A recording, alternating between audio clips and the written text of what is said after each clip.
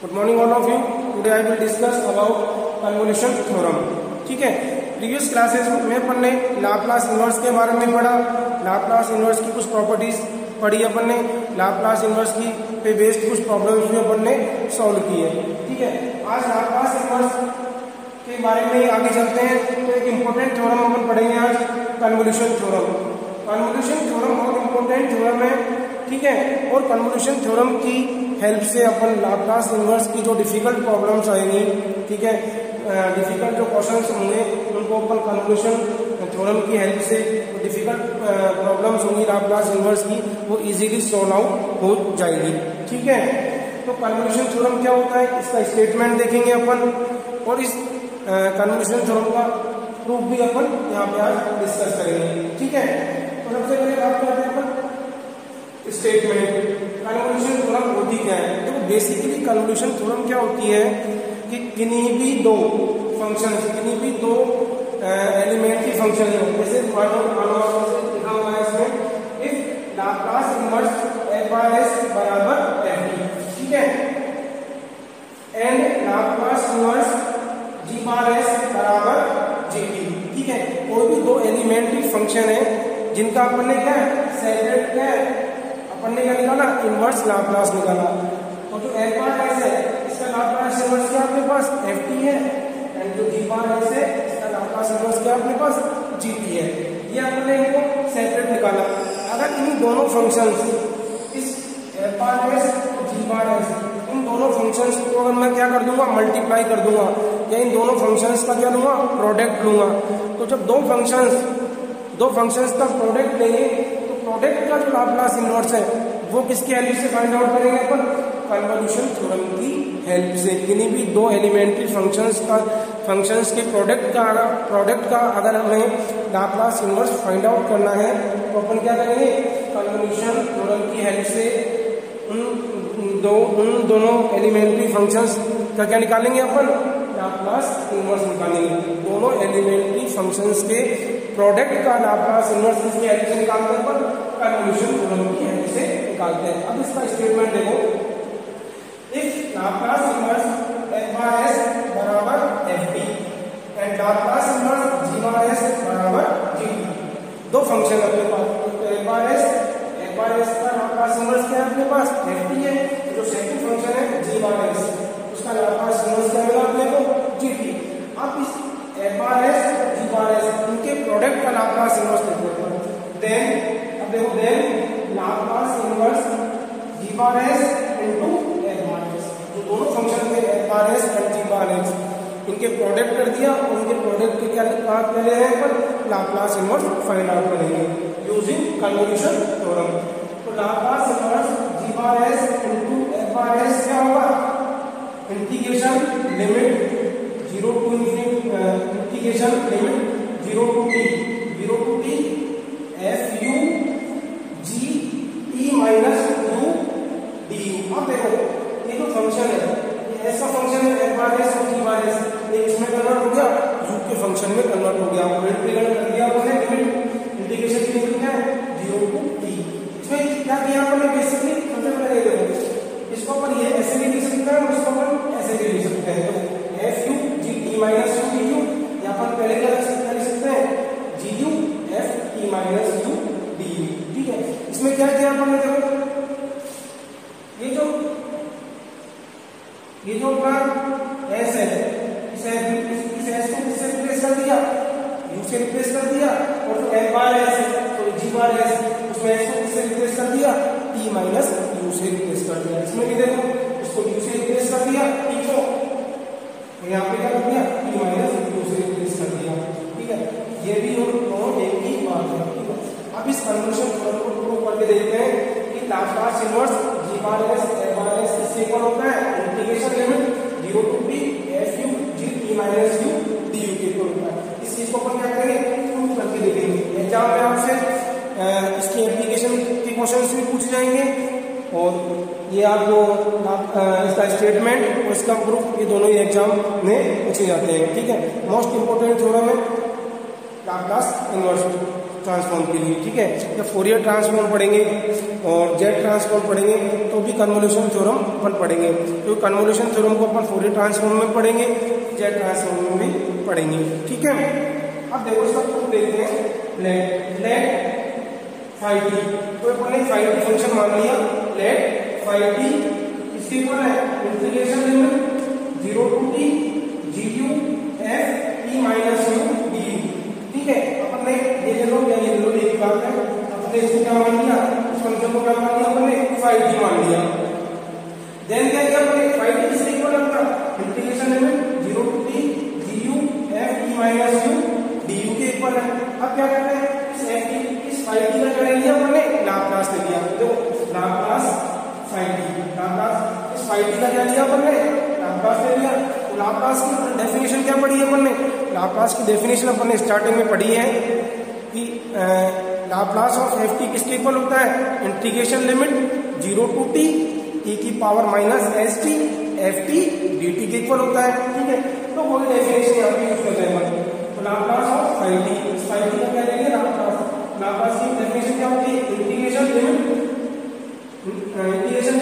0 to infinity e की power minus S T F T. तो ये पूरा ये किसका काम करेगा, अपना ये एफ टी का काम करेगा, ठीक है।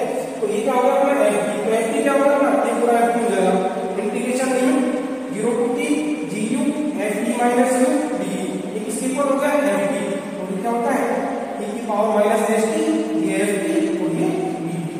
तो अपन ने कुछ नहीं किया, लाप्लास ट्रांसफॉर्म की जो बेसिक जो लाप्लास ट्रांसफॉर्म की डेफिनेशन है, उस डेफिनेशन को अपन ने यहाँ पे यूज किया। डेफिनेशन क्या होती है, integration limit 0 to infinity e की power minus S T F T D T, ठीक है। अब देखो अब क्या करते हैं हम, इसमें देखो इसमें दो इंटीग्रेशन होता है, एक तो डी यू, एक तो यू के रेस्पेक्ट में है और एक इंटीग्रेशन है अपना टी के रेस्पेक्ट में है, ठीक है। तो टी की लिमिट क्या होगी, टी की लिमिट हो जाएगी बेटा 0 to infinity। देखो टी की लिमिट कौन सी होगी, ये वाली 0 to infinity। दूसरा इंटीग्रेशन किसके रेस्पेक्ट में, यू के रेस्पेक्ट में। और यू की लिमिट क्या हो जाएगी बेटा, यू की लिमिट हो जाएगी 0 to t, 0 to t। ये तो यू की लिमिट हो जाएगी, डी की बाहर की तरफ है, बात टी की लिमिट क्या हो जाएगी 0 to infinity। क्लियर है। अब क्या करेंगे हम, इसको अपन कंबाइन करके लिखते हैं। कंबाइन करके क्या लिखते हैं, 0 to infinity, फिर सेकंड लिमिट कौन सी है 0 to t, इसको कंबाइन करके लिख दिया e की power minus S T gu f e minus u du, ठीक है, du dt। अब देखो अब क्या करते हैं अपन, इसमें changing the order of integration का यूज करते हैं। Changing the order of integration का यूज करेंगे, क्लियर है। इसमें देखो इसमें सबसे पहले इंटीग्रेशन किसके रेस्पेक्ट में, e के रेस्पेक्ट में, फिर क्या है u के रेस्पेक्ट में। अपन इसका ऑर्डर चेंज करेंगे, पहले अपन u के रेस्पेक्ट में करेंगे, देन उसके बाद t के रेस्पेक्ट में। तो ऑर्डर किसी भी इंटीग्रेशन का ऑर्डर कैसे चेंज करते हैं अपन, changing the order of integration, जो आपने फर्स्ट सेमेस्टर मैथमेटिक्स में पढ़ा था कि किसी भी इंटीग्रेशन का 12th क्लास में पढ़ा है, 11th में पढ़ा है कि किसी भी इंटीग्रेशन का ऑर्डर कैसे चेंज करते हैं, ठीक है। तो अपन चेंज करेंगे ऑर्डर, देखो क्या होगा, इंटीग्रेशन लिमिट यू की लिमिट क्या हो जाएगी, इसमें ऑर्डर चेंज करेंगे, यू की लिमिट हो जाएगी। अभी ऑर्डर कैसे चेंज करते हैं, एक ग्राफ बनाना पड़ेगा, जो आपने प्रीवियस क्लासेज में अच्छे से पढ़ चुके हो, ठीक है। फिर भी कोई प्रॉब्लम होती है तो आप पूछ सकते हो मुझे, मैं डायरेक्ट बता रहा हूँ।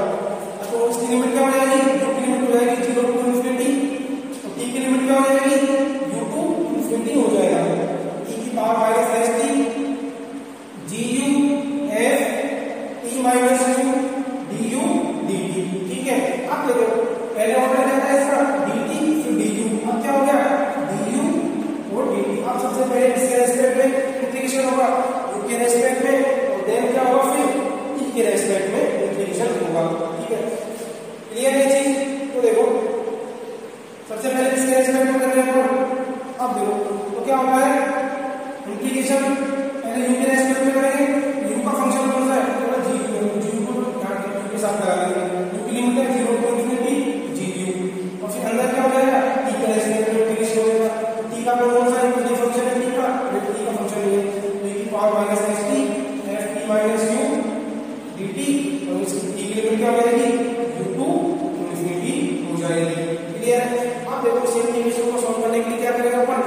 इंटीग्रेशन बाय सब्स्टिट्यूशन का यूज करेंगे। इंटीग्रेशन बाय सब्स्टिट्यूशन में क्या करते हैं अपन, इस t माइनस को क्या मान लेंगे अपन, x मान लेंगे। t माइनस को क्या मान लिया हमने, x मान लिया। तो dt किसके इक्वल हो जाएगा, dt का क्या हो जाएगा, कांस्टेंट का ये जीरो हो जाएगा। t का क्या हो जाएगा, dt बराबर dx। और लिमिट भी चेंज होगी जब अपन सब्स्टिट्यूशन करते हैं, बेटा लिमिट भी चेंज होगी। ठीक है, ये सब बेसिक चीजें हैं जो आपको पता होनी चाहिए। तो लिमिट क्या हो जाएगी, लिमिट हो जाएगी, लिमिट चेंज होगी तो लिमिट हो जाएगी x की 0 टू t, क्योंकि x हमारा का पूरा जो फंक्शन है ये किसमें कन्वर्ट हो जाएगा, ये t किसमें कन्वर्ट हो जाएगा, x में।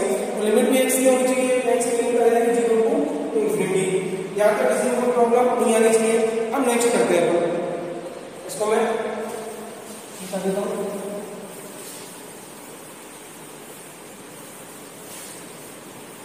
अब क्या करेंगे अपन, जो सब्स्टिट्यूशन मांगा है अपन, इस सब्स्टिट्यूशन को क्या करेंगे अपन, इस सब्स्टिट्यूशन को यहाँ पे क्या कर देंगे, पुट कर देंगे। t माइनस की जगह क्या कर देंगे, x पुट कर देंगे।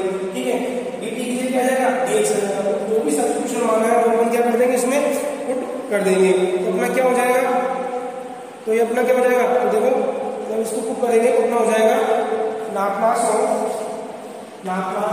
phi t, Laplace of phi t। Laplace of phi t किसके इक्वल हो जाएगा, लाप्लास ऑफ phi t क्या हो जाएगा अपना, integration limit 0 to infinity gu। ठीक है, ये 0 टू क्या हो जाएगा, एज इट इज आ जाएगा अपने पास। चेंज किसमें होगा, इस वाले पोर्शन में चेंज होगा। तो ये क्या हो जाएगा, ब्रैकेट लगा दो, लिमिट क्या है इसकी, अब क्या होगी 0 टू इंफिनिटी।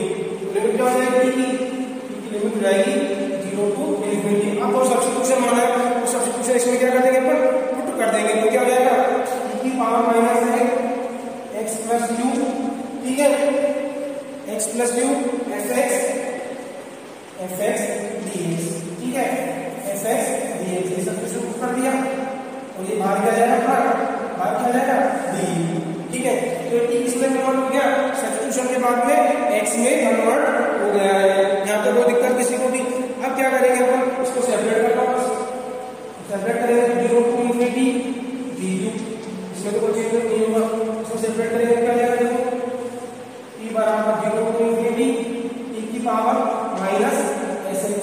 इस माइनस x को इससे मल्टीप्लाई कर दो, माइनस का sx, फिर e की पावर s इससे भी मल्टीप्लाई होगा तो माइनस का su। क्लियर है, ये क्या आएगा अपना fx dx। तो बाहर क्या हो जाएगा अपना du हो जाएगा। ठीक है, अब कुछ नहीं करना अपने को। अब इनको क्या कर लो, जो u का फंक्शन है उसको du के साथ ले जाओ, तो आप डिवाइड ले जाएगा। तो क्या हो जाएगा, integration limit 0 to infinity gu के साथ क्या जाएगा, e की पावर माइनस su। तो ये भी क्या है, u का फंक्शन है। अंदर क्या बचेगा अपना, t के साथ t बराबर 0 टू इंफिनिटी e की पावर माइनस sx। तो ये t किसमें कन्वर्ट हो जाएगा, x के फंक्शन में। और ये fx भी x का फंक्शन है, fx और ये dx। उसको क्या लिखेंगे अपन, उस du को अपन यहाँ पे लिख देंगे। ये अलग अलग फंक्शन बन गए, ये u का फंक्शन हो गया, ये x का फंक्शन हो गया, x का फंक्शन हो गया। तो इसको क्या लिख सकते हैं अपन, डेफिनेशन का यूज करके। ये क्या हो गया अपना, ये डेफिनेशन बन गई। डेफिनेशन क्या होती है, e की पावर माइनस st। लाप्लास की डेफिनेशन क्या होती है, e की power minus st ft dt। ये क्या होता है, लाप्लास ऑफ। ठीक है, तो ये क्या हो जाएगा अपना, ये तो अपना क्या हो जाएगा, g बार s। ये क्या हो जाएगा अपना, f bar s। Simple definition को यूज किया। ये किसके बराबर चल रहा था अपना, ये चल रहा था अपना लाप्लास ऑफ phi t के बराबर चल रहा था। ठीक है, तो लाप्लास ऑफ phi t इसके इक्वल हो गया g bar s into f bar s के इक्वल हो गया। ठीक है, अब देखो